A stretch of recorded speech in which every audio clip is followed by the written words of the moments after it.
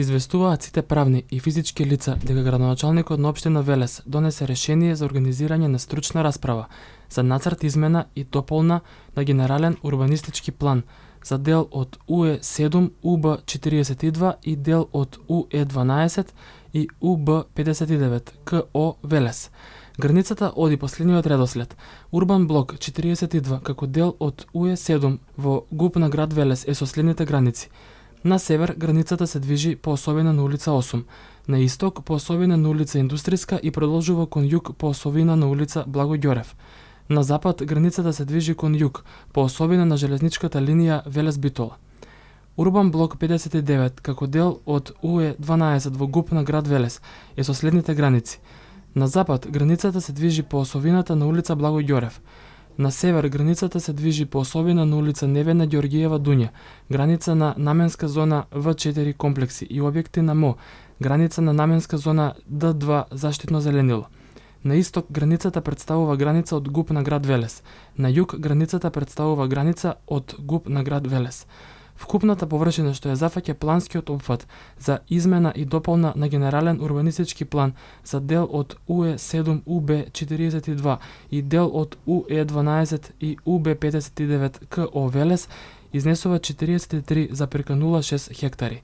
Стручната расправа по нацрт измена и дополна на генерален урбанистички план за дел од УЕ7, УБ42 и дел од УЕ12 и УБ59 КО Велес ќе се одржи во просториите на општина Велес на ден 13 август 2015 година, четврток со почеток во 13 часот.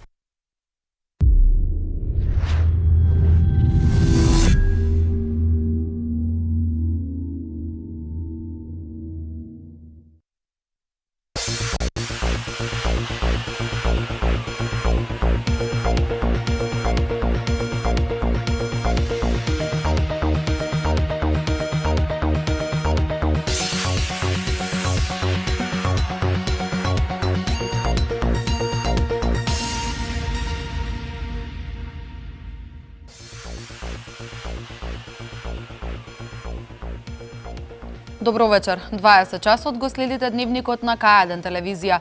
По најавата за настаните на денот, започнуваме веднаш со најновите информации од регионот Македонија и светот. Останете со нас.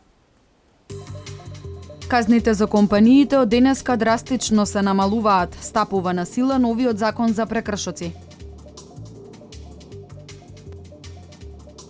Денови на жалост во Тетово. Апел за помош за настраданите упатува Црвениот крст.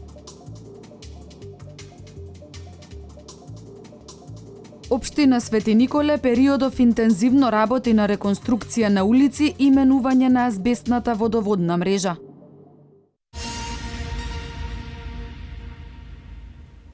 Казните за компаниите од денеска драстично се намалуваат. Стапуваат на сила измените на 20 на закони кои се усогласени со новиот закон за прекршоци. За малите компании глобите ќе бидат пониски од 6 до 7 пати, а за големите двојно пониски. 85% од регистрираните правни субјекти отпаѓаат во група на мали компании. Токму тие ќе го имаат најголемиот бенефит од денешното стапување на сила на промените на законот за прекршоци. Намалените глоби и олеснителната можност за изрекување на мерката опомена се дополнителна шанса за развој на семејните компании. До 70% се намалува висината на глобата за микро и макро предпријатијата, додека за големите или економски моќните висината на казните се намалува за 30%. Оно што го вети премиерот е веќе исполнето. И законот за прекршоци е стапен во сила, а од вторник стапуваат во сила и сите оние материјални закони на самите министерства кои што се усогласени со овој системски закон, така да веќе од среда ќе може да се ползуваат сите овие придобивки од намалените глоби за сторените прекршоци, што се разбира дека позитивно ќе влијае на самиот бизнис амбиент во кој што функционираат стопанските субјекти и ќе обезбеди едно позитивно окружување во кое што тие ќе може да ги задоволат своите интереси и да ја остваруваат својата дејност. И од Сојузот на стопански комори велат дека досега високите казни беа закана за водење на бизнисот. Во континуитет прифаќањето на мерките на бизнис заедницата има многу значаен да кажеме, придонес во унапредување на деловното опкружување и секако во тоа да бизнисот оди напред и да се развива што е можно повеќе, што е на бенефит на домашните компании во Република Македонија. За да стапат на сила промените на законот за прекршоци, усогласени или променети се 20 на закони. Ова пак придонесува за подобрување на условите за водење на бизнис. Заедно со останатите мерки за подобрување на бизнис климата, придонесува за креирање на нови работни места.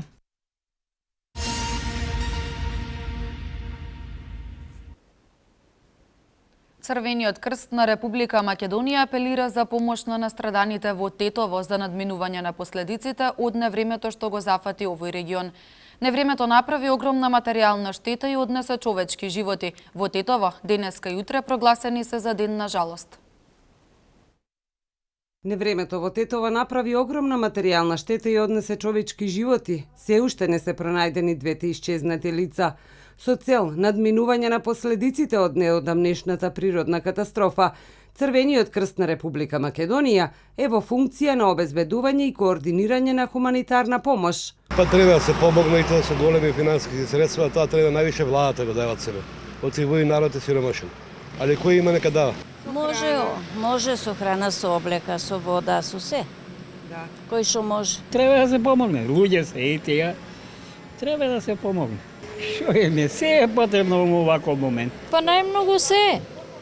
Храна, вода, се им е најпотребно. Согласно првичните проценки во текот на вчерашниот ден, денес е извршена дистрибуција на помош со која се опфатени околу 200 семејства, претежно од Шипковица, Мала и Голема Речица, како најзагрозени подрачја, информира генералниот секретар на Црвениот крст на Република Македонија, Саид Саити.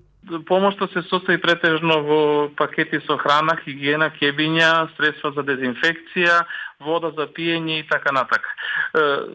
Дополнително, наредните денови согласно направените проценки и увид на теренот ќе се постапува и ќе се задоволуваат потребите сукцесивно така како што ќе се утврдуваат. Ставен е во функција телефонскиот број за донации 143 400 кај трите мобилни оператори, а исто така и Фондот за солидарност на Црвениот крст за сите кои што сакаат да донираат. Магазинот во Момин поток во Скопје е отворен за сите кои сакаат да донираат материјални добра. Се работи за една поголема катастрофа, би нарекол, можеби навидом изгледа кратко, малку, меѓутоа во однос на последиците една од најголемите, така да тоа население ите како ќе има потреба од покажување на солидарност на сите граѓани на Република Македонија, барем за малку да им се помогне во тоа што го претрпеа како последица од катастрофата. Државата формираше комисии за проценка на штетите, а истите во наредните денови забрзано и по скратена постапка ќе бидат направени. Во Тетово денес и утре прогласени се за ден на жалост.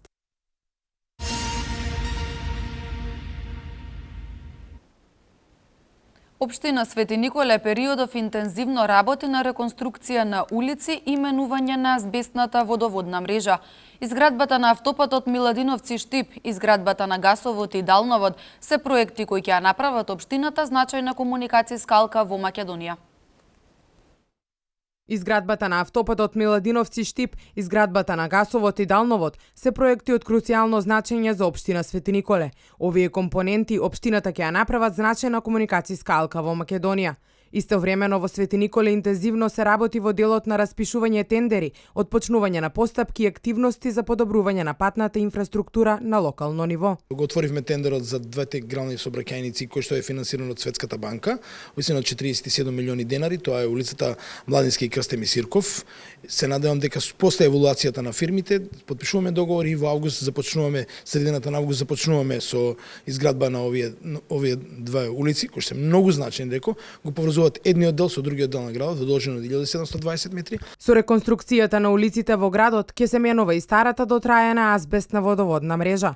Покрај овие две, летово ќе се реконструираат уште 4 други улици. Оваа година Свети Николчани ќе се пофелат со 3 километри промена на азбестна мрежа, ставање на нова водоводна линија, меѓутоа и ставање на нов асфалт, тампон и асфалт, и се тоа е многу значено. Значи, јас сум среќен што тоа ќе биде така. Поголемиот дел од средствата за реализација на проектите ги обезбедува општина Свети Николе, а дел ги финансира Светската банка.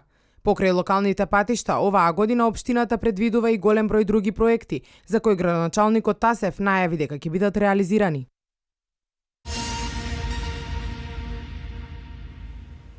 Медицински тимови со амбулантни возила вршат деноноќно дежурство на делницата Демир Капија Удово. Целта е навремена реакција при евентуални сообраќајни несреќи, кои се чести на овој патен правец, особено во летниот период. Освен на туристите, во изминатиот период здравствена помош се пружала и на мигрантите кои транзитираат. Итни медицински служби од Кавадарци, Неготино и Валандово 24 часа се присутни на делницата Демир Капија Удово. Целта е брзо да се реагира и да се пружи лекарска помош на туристите кои транзитираат, но и во случај на сообраќајни несреќи. Овој патен правец е означен како црна точка во сообраќајот, особено поради фреквентноста во летниот период.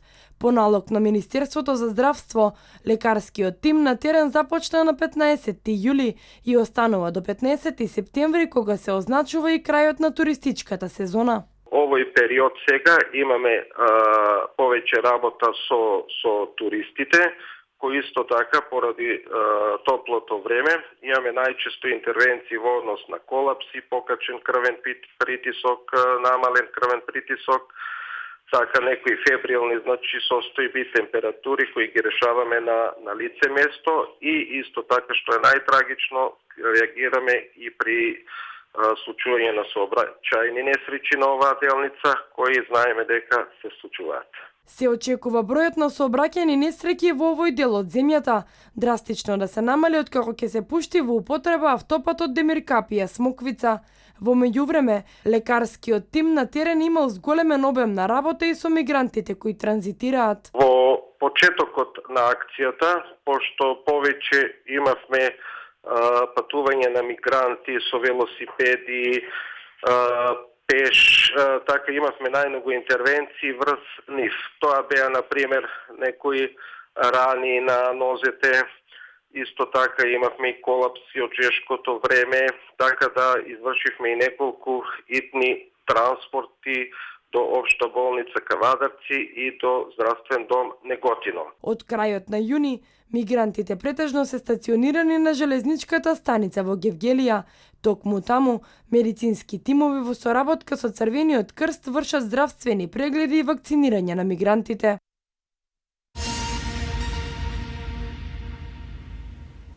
Во првите 3 месеци од годинава на подрачјето на секторот за внатрешни работи во Велес се случиле 4 сообраќајни незгоди повеќе во споредба со истиот период минатата година. Во истите, едно лице го загубило животот за разлика од лани, кога сообраќајните незгоди фатално завршиле за 2 лица. На подрачјето на секторот за внатрешни работи Велес во првите 3 месеци од годинава се случиле 124 сообраќајни незгоди, додека истиот период минатата година само 4 помалку. 49 сообраќајни несреќи завршиле со тешки телесни повреди во првите 3 месеци од годинава, додека минатата година 10 повеќе, односно 59.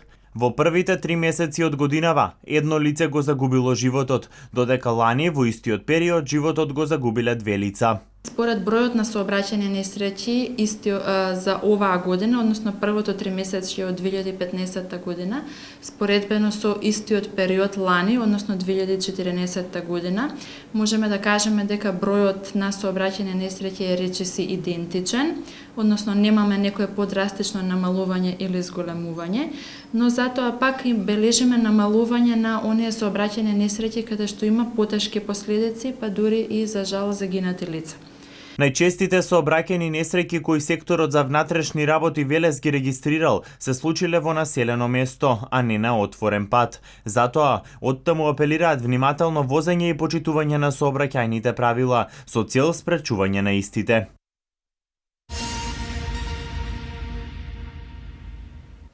Граѓаните можат да најдат многу документи од различен период во Државниот архив во Велес.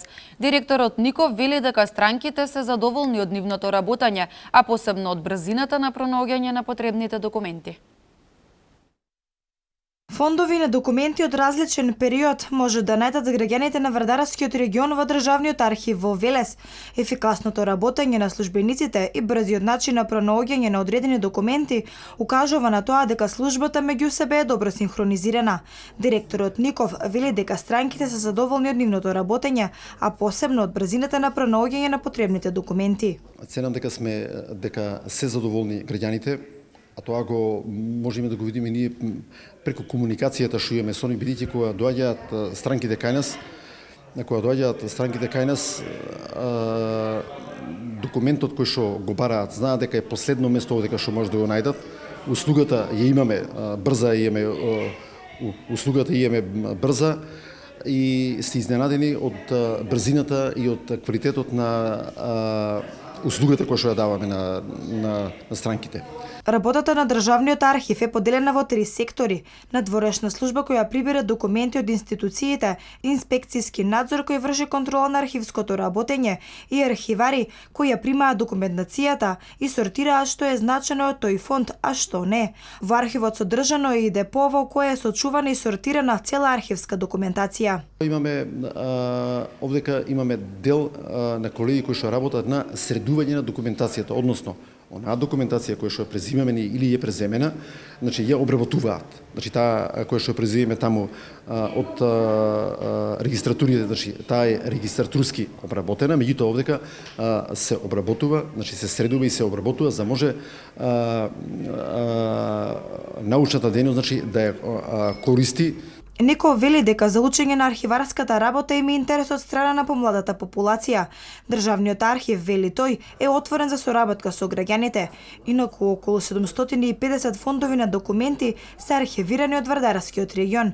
Граѓаните имаат можност преку документацијата која е сочувана да ги регулираат своите имотно-правни односи, да го регулираат правото на стаж, а дел од нив овие документи ги користат и за научно-истражувачка работа.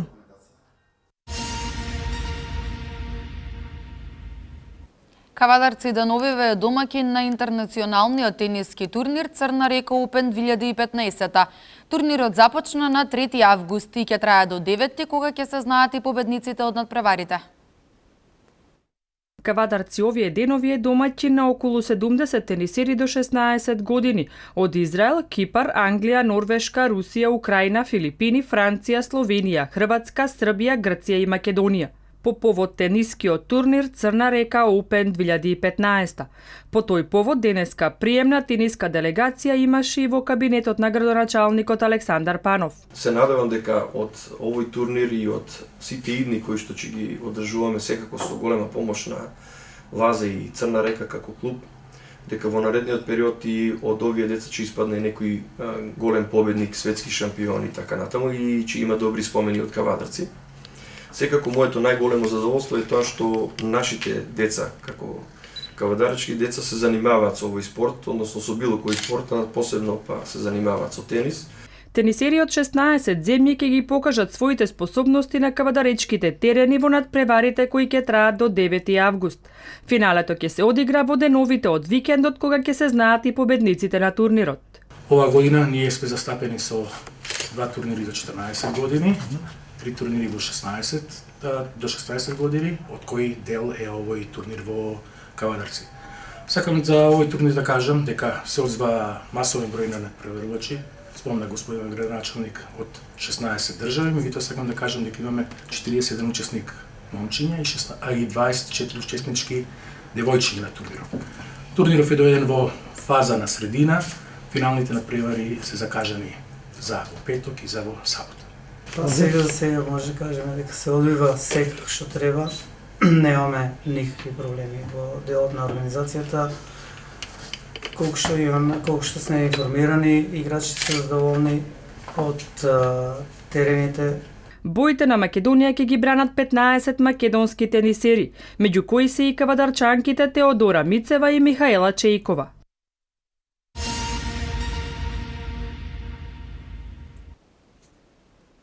Судењето за случајот пуч, чиј почеток беше закажан за денес, е одложено за 7 септември. Поднесени 41 барања за азил. Судењето за случајот Пуч, чиј почеток беше закажан за денеска во Основниот суд Скопје 1, е презакажано за 7 септември поради отсуство на лидерот на СДСМ Зоран Заев, кој е еден од обвинетите. Судијката Љубинка Башевска констатираше дека Заев е неоправдано отсутен и дека нема сознание зошто не се појавил пред судот. Адвокатите на одбраната побараа судењето да биде одложено на подолг рок, бидејќи има постигнато политички договор случајот да го води специјален обвинител. Заев неодамна изјави дека нема да се појавува на судењето за Пуч, бидејќи не го признавал македонското судство. Во случајот обвинети се поранешниот разузнавач Зоран Верушевски, неговата сопруга Сонја, општинскиот службеник од Струмица Бранко Палифров, лидерот на СДСМ Зоран Заев и Ѓорѓи Лазаревски, вработен во МВР. Тие се осомничени за неовластено прислушување, шпионажа и насилство спрема представници на највисоките државни органи.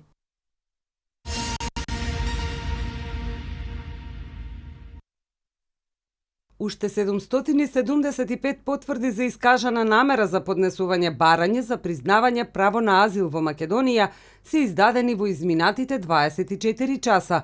Од 19 јуни годинава до изутрината во 8 часот, вкупниот број издадени потврди достигна 26.447, а на барање за признавање право на азил врз основа на претходно издадена потврда 41, соопшти денес Министерството за внатрешни работи. 31 барање за азил се од државјани на Сирија, од кои 10 за деца, 3 од државјани од Пакистан, по 2 барања од државјани од Мароко, Алжир и Ирак, од кои едно е за деца, како и едно барање од државјани на Египет. Во прифатниот центар за баратели на азил во дневниот регистар на баратели на азил за вчера се евидентирани вкупно 6 баратели на азил, сите мажи. Црвениот крст вчера укажал прва помош на 91 лица, од кои 27 интервенции беа извршени во Табановце и 64 во Гевгелија. Ниту едно лице не било транспортирано до болница.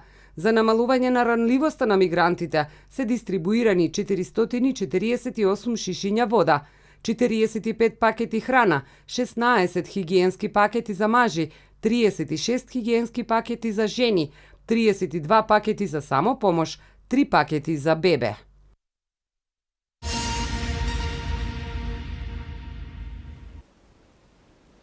Шестнаесет полицајци загинаа во хеликоптерска несреќа во Колумбија. Најмалку 32 лица загинаа и 40 се повредени во Индија, вести од светот. Најмалку 32 лица загинаа, 40 се повредени, а 5 лица се водат како исчезнати, откако 2 воза излетеле од шините во индиската држава Мадхија Прадеш. Возовите се движеле во спротивна насока, а од шините излетеле околу полноќ. Реката која била надојдена ја поместила основата врз која биле поставени шините и го поплавила мостот. 6 вагони од експресниот воз Камајани и 4 вагони од експресниот воз Џаната излетеле од шините. Главната причина за смртта на патниците била струен удар. Некои паднале во реката, а некои пак загинале како последица од уништувањето на вагоните при падот, велат првичните информации. Повеќе од 300 патници се евакуирани и безбедни. Нуркачи се обидувале да ги извлечат луѓето од вагоните кои паднале во водата.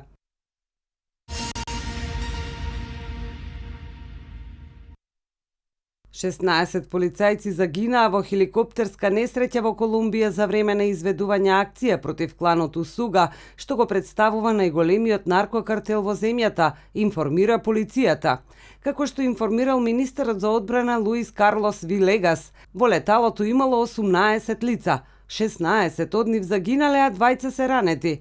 Во овој момент најверодостојна хипотеза е дека заради маглата хеликоптерот удрил во испакната карпа со брзина од речиси 180 км на час, пошто целосно бил уништен, рекол министерот.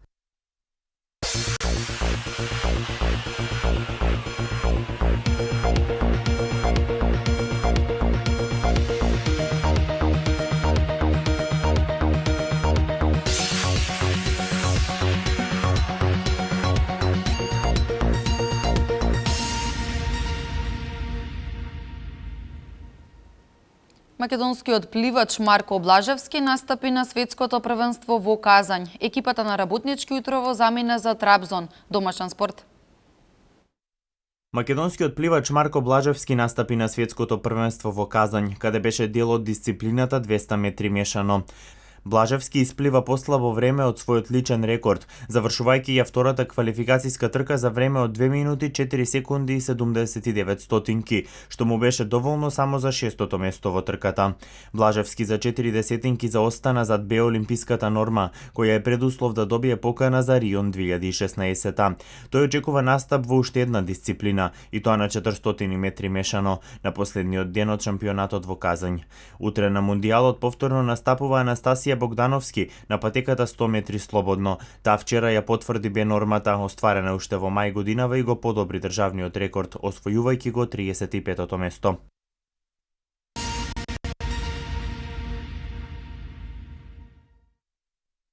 Екипата на работнички во 9 часот утрово се упати кон Турција, преку Истанбул до Трабзон, за да го одигра реванш дуелот од квалификациите за Лигата на Европа против составот на Трабзонспор. Романтичарите на првиот меч славеа со 1:0, воедно и докажаа дека може да се носат со далеку поскапите противнички ѕвезди и над нив да забележат победа. Тие сметаат дека во Трабзон ќе биде потешко, но веруваат во себе и подготвени се да одиграат уште еден квалитетен надпревар и да се пласираат во следната рунда. Надпреварот помеѓу работнички и Трабзонспор е закажан за во четврток во 19 часот.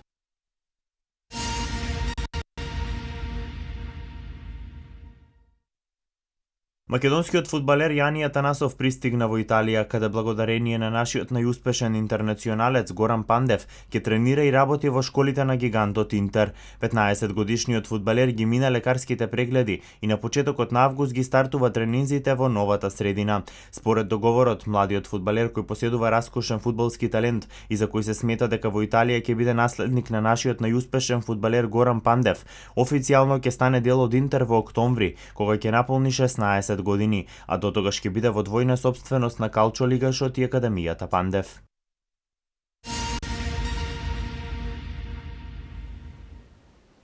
Екипите на Реал Мадрид и на Баерн Минхен ќе се борат за трофејот на Ауди Куп 2015. 4 екипи обезбедија пласман во плејофот од Лигата на шампионите.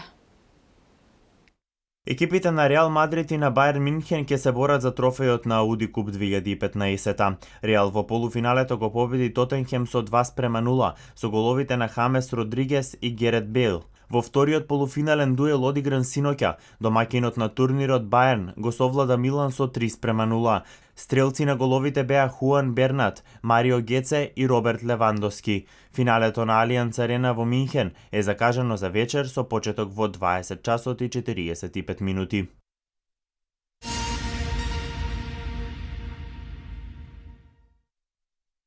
Четири екипи обезбедија пласман во плејофот од Лигата на шампионите по одиграните реванш дуели од третото коло од квалификациите. Динамо Загреб, Апоел, Рапид Виена и Монако се на чекор до групната фаза од елитното фудбалско надпреварување. Најголемо изненадување направи Рапид Виена со елиминацијата на Ајакс. На последните надпревари, Молде и Динамо Загреб изиграа нерешено со 3:3, со вкупен резултат од 4:4. Апоел Мидтјиланд 0:1 со вкупен резултат од 2:2. Ајакс Рапид Виена 2:3 со вкупен резултат од 4:5 и Монако Јанг Бойс 4:0 со вкупен резултат од 7:1.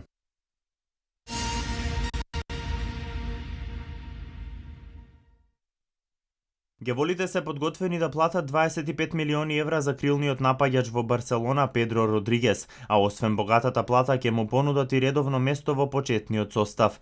Менаџерот Луи Ван Гал планира да го игра во нападот покрај Вейн Руни и Мемфис Депај, кои засега се единствените сигурни во неговиот почетен состав. Италијанскиот шампион Јувентус пак е подготвен да понуди 24 милиони евра за одличниот фудбалер на Шалке 04, Џулијан Дракслер.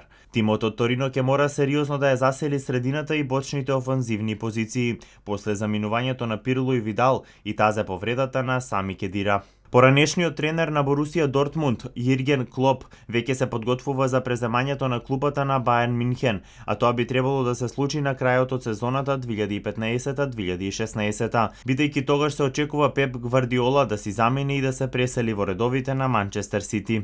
Италијанскиот фудбалски клуб Рома пак е блиску до доведување на бразилецот Джерсон, кого наводно го сака и Барселона. Шпанските медиуми пренесуваат дека Рома постигнала договор со челниците на Фулминесе, вреден 15 милиони евра.